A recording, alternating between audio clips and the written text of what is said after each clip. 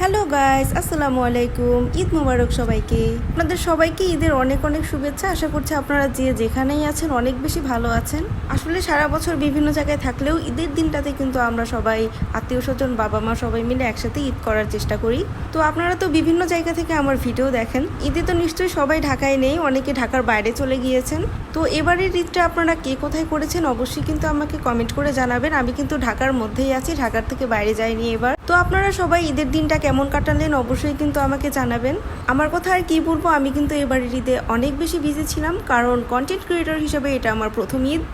তাই এবারের ঈদটা আমার কাছে অনেক বেশি ডিফারেন্ট ছিল। সারাদিন আমাকে ভিডিও শ্যুট করতে হয়েছে, আর সন্ধ্যার পর আমি একটু বাইরে গিয়েছিলাম বেড়াতে। আর এই তো ভিডিওতে দেখে কিন্তু বুঝতে পারছেন ঈদ স্পেশাল বিভিন্ন ধরনের ডেজার্ট আইটেম কিন্তু বানানো অলরেডি স্টার্ট হয়ে গিয়েছে। আজ রাতের শপিং, মেহেদি আর বাজি ফুটানো তো আছেই।